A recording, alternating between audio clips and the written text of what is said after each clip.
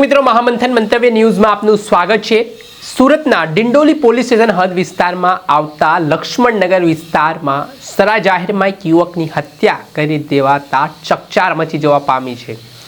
જ્યાં વાત કરીએ તો એક જ ગ્રુપના મૃતક અને આરોપીઓ હોવાની વિગત સામે આવી છે, જેમાં ભૂષણ પાટીલ અને જે મૃતક છે પ્રવીણ આંબે તેઓની બેઠક હતી, તેઓ મિત્ર હતા।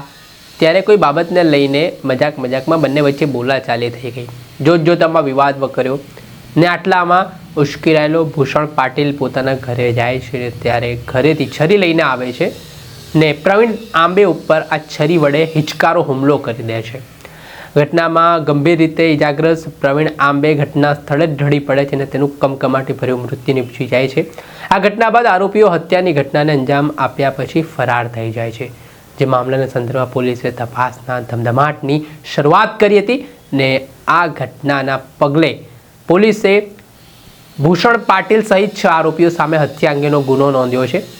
ઘટનાની જાણ ડિંડોલી પોલીસને થતાં પોલીસનો કાફલો ઘટના સ્થળે પહોંચ્યો હતો। આ મામલે શું કહી રહ્યા છે સ્થાનિક એસીપી, તેમને સાંભળો। જી સાહેબ, કંઈક હત્યાનો બનાવ બન્યો છે ડિંડોલીમાં, શું વિગત છે? ડિંડોલી પોલીસ સ્ટેશનમાં લક્ષ્મણનગરમાં એક 29 તારીખ અને 30 તારીખની રાત્રે લગભગ 12:30ની આસપાસ એક ખૂનનો બનાવ બનેલો છે। જેનું ખૂન થયેલું છે એનું નામ છે પ્રવીણ ઉર્ફે આંબો આધાર કોળી। એની ઉંમર વર્ષ આશરે 32 વર્ષની ઉંમર છે અને અહીંયા જ જયેશનગર અને જે ખૂન થયું એની નજીકમાં જયેશનગર વિસ્તારનો રહેવાસી છે। અને આ જેનું મર્ડર થયું એના વિરુદ્ધમાં અગાઉ ગુસ્સી ટોક, આર્મ્સ એક્ટ, NDPS એક્ટ અને બીજા બોડી ઓફેન્સીસ દાખલ થયેલા છે। અને આ મર્ડરની અત્યારે હાલ ઇન્ક્વેસ્ટ પંચનામું કરી અને ફરિયાદ લેવાની અત્યારે કાર્યવાહી ચાલુ છે। પ્રાથમિક તપાસમાં જે હકીકતો મળી આવેલ છે એમાં એવું જણાઈ આવેલ છે કે આ જેનું મર્ડર થયું છે એના મર્ડરમાં ભૂષણ પાટીલ અને બીજા 3 આરોપીઓ ઇન્વોલ્વ છે। આ 4ની અત્યારે શોધખોળ સ્થાનિક પોલીસ કરી રહી છે। ગુનો ડિટેક્ટ છે, હાલ ફરિયાદ લેવાનું ચાલુ છે।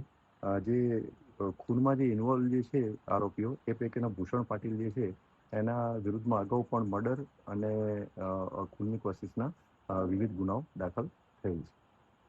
જે આપણે સાંભળ્યા હતા સ્થાનિક એસીપી, તેમના ઘટનાને લઈને માહિતી આપી છે ને જે હત્યાનો બનાવ બન્યો છે તેના કારણે ખળભળાટ મચી જવા પામ્યો છે। હવે આ પોલીસ એ દિશામાં તપાસ કરી રહી છે કે કયા કારણોસર આ બનાવ બન્યો છે, કેટલા આરોપીઓ છે ને હાલમાં હ્યુમન ઇન્ટેલિજન્સ ટેકનિકલ એનાલિસિસના આધારે જે ફરાર આરોપીઓ છે તેમની શોધખોળ ચાલી રહી છે। જોવાનું રહ્યું કેટલા સમયમાં આરોપીઓની ધરપકડ થાય છે ને શું હજી ચોંકાવનારા ખુલાસાઓ બહાર આવે છે। દર્શક મિત્રો, આવા જ વિડીયો જોવા માટે, ક્રાઇમ સ્ટોરી જોવા માટે મહામંથન મંતવ્ય ન્યૂઝ જોતા રહો, લાઇક કરો અને વધુમાં વધુ શેર કરો।